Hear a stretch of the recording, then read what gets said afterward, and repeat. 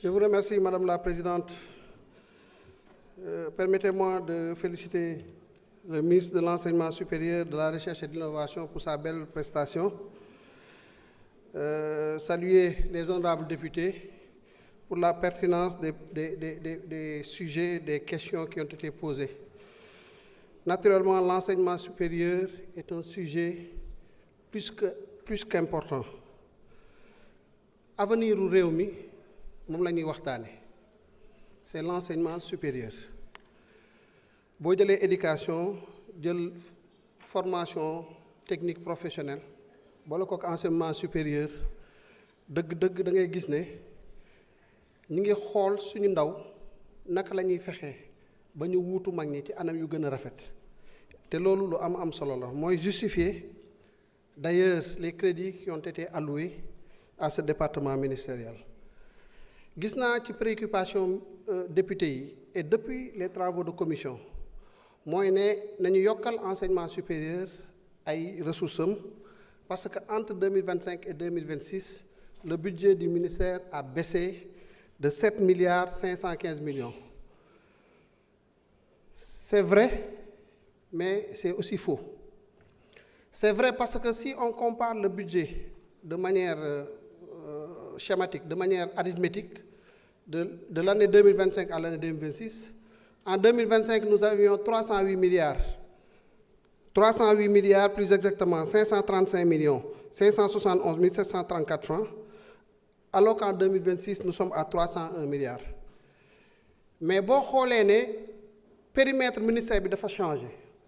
Parce que tout ce qui est construction, investissement, dañ ko jëlee ci ministère de l'enseignement supérieur à partir de septembre 2026 yóbbu ko au ministère des infrastructures da ngay comprendre que ne donc il n'y a pas eu changement, il n'y a pas eu baisse, au contraire il y a une augmentation de 45 milliards du budget du ministère de l'enseignement parce que nag au titre des ressources intérieures ces constructions représentent 35 milliards 880 millions de francs CFA et pour les ressources extérieures nous avons 16 milliards 700 et quelques millions de francs CFA, ce qui fait un total de 52 milliards 500 millions. 52 milliards 500 millions, beaucoup de 301 milliards, vous voyez ce que ça fait 353 milliards 500 millions. Comparé aux 308 milliards, vous retrouvez les 45 milliards d'augmentation du budget. D'ailleurs, effectivement, toute l'importance que nous accordons effectivement à ce département ministériel.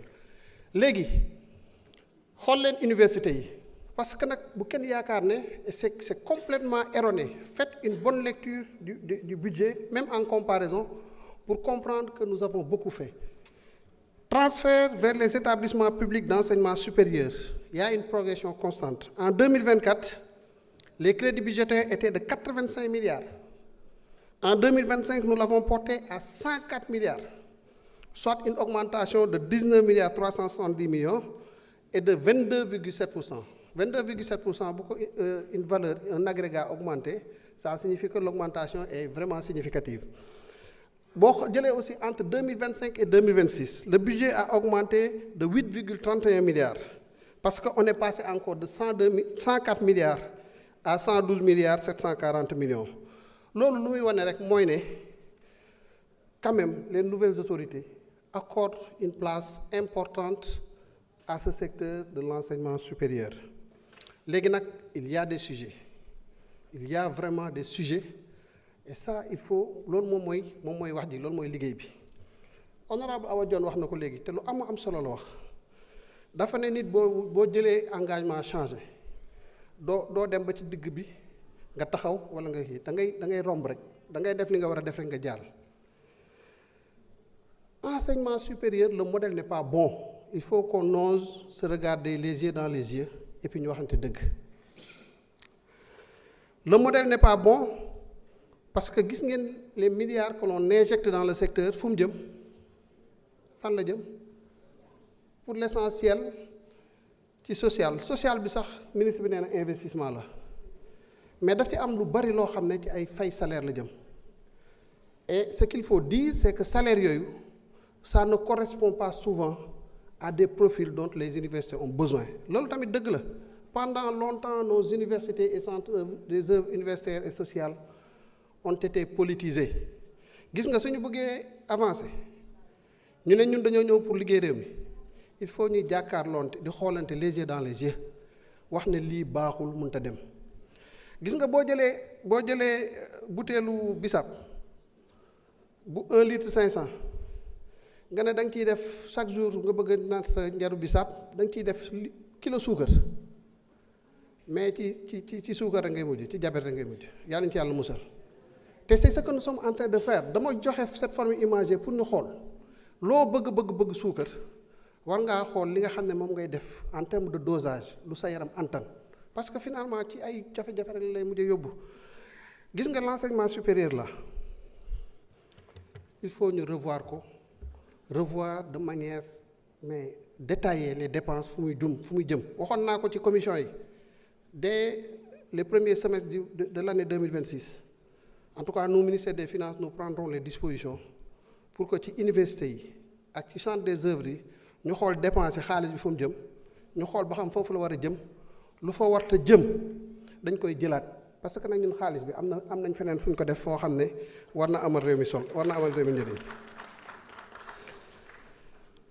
léegi nag loolu daf may yóbbu ci situation bourse yi nous avons été étudiants man de su ma taxawee fii tey di wax nii c'est grâce à ces allocations là que je percevais loolu lu am solo la mais nag ça ne signifie pas que dañ ko war a defee n'importe comment aussi ce n'est pas l'étudiant qui est en cause c'est tout le système qui est aujourd'hui à revoir parce que boo xoolee xam nga lu xew ministre bi wax na ko sànq ñëpp jàpp nañ ne une année c'est 12 mois janvier février mars avril mai juin juillet août septembre octobre novembre décembre année universitaire dafa am yeneen 4 mois yu ci yokk c'est des bourses supplémentaires c'est le 13e mois les heures supplémentaires qu'on paye aux enseignants personnels chercheurs c'est le 14e mois les charges de fonctionnement supplémentaires c'est le 15e mois et ainsi de suite ba 16e mois yi mat qu'est-ce que ça signifie mais ça signifie que ñu ngi fay loo xam ne jaaduwul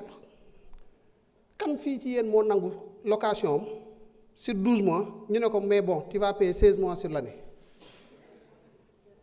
kenn nangu ko quand je parle de fuite budgétaire je fais allusion à ça léegi nag le ministère a un plan pour financer le recrutement d'enseignants chercheurs parce que pour ñun le plus important c'est la stabilisation de l'année universitaire.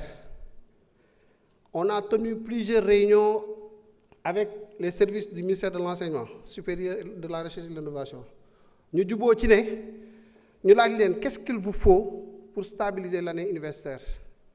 su ko defee bu ñu ko defee on va gagner mais beaucoup on va gagner en salaire en heures supplémentaires en fonctionnement des universités des centres des œuvres universitaires. On va gagner en bourse. On va gagner un ticket de restaurant, on va gagner en électricité, carburant, ainsi de suite, et on va gagner.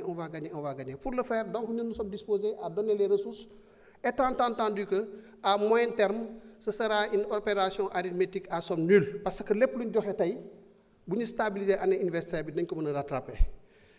Lolo moo waral ñu autoriser cette année le recrutement de 500 enseignants-chercheurs avec une enveloppe de 9 milliards. suñ ko defee ren il y a un engagement par contre du ministère de l'enseignement supérieur c'est que cette année ñoom tamit ñu rattraper 1 mois sur les 4 mois supplémentaires yi nga xam ne moom mooy grever l'année universitaire. suñ ko defee cette année prochaine ñu def ko dans un horizon de 4 ans nous allons définitivement stabiliser l'enseignement supérieur. loolu moom mooy li nga xam ne dañ ko war a def nous nous sommes engagés à accompagner le ministère incha allah par même une convention. Et on espère qu'on arrivera sur nos pieds à l'issue de l'année 2028. Pour le reste nag la politique de l'enseignement supérieur waru nekk une politique qui favorise wala buy aboutir à ce qu'on appelle une armée mexicaine ñëpp nekk ay docteurs ñëpp nekk ay juristes ñëpp nekk ay comptables ñëpp ñiy jàng anglais français allemand c'est bien c'est important mais réew loolu du ko defar. réew loolu du ko defar je me rappelle on disait que à l'époque que Corée bi ñu ñëwee Corée du Sud ambition yi autorités yi tegoon dañ ne fii ak tel nombre d'années dinañ fexe ba àdduna bi ñeenti nit ñoo jël dinañ am benn produit coréen bu ñor à chaque fois que tu prends une personne sur 4 di nga fekk mu trouver un produit coréen suñ ko réussir aussi ils sont très proches de réussir cette ambition là parce que ñu yor oto ay Kia Hyundai wala nga am Samsung wala nga am tel autre appareil pour l'essentiel c'est des appareils coréens loolu nag comptabilité du ko maye droit du ko maye il nous faut des juristes il nous faut des comptables il nous faut des économistes il nous faut mais lu ci nekk il faut un bon dosage moo tax ISEP yi fa lañ jëm bu 46 départements yëpp amee ISEP dinañu def de grands pas dans ce domaine là est-ce que ñooñu ñu ngi leen di fayal ay tickets de restaurant wala ay location nangam sangam non pourtant c'est des étudiants comme d'autres suñ mbokku daara yi est-ce que ñu ngi leen di fayal loolu lépp non et pourtant c'est des Sénégalais comme tant d'autres amal njëriñ réew mi nag parce que boo demee Sandaga wala nga dem ci yenn zone économique yi ñoom nga fay fekk je vous remercie de votre aimable attention. Merci. Chers collègues, la discussion générale est close. Maintenant, passons au vote des programmes du budget. Madame le rapporteur général.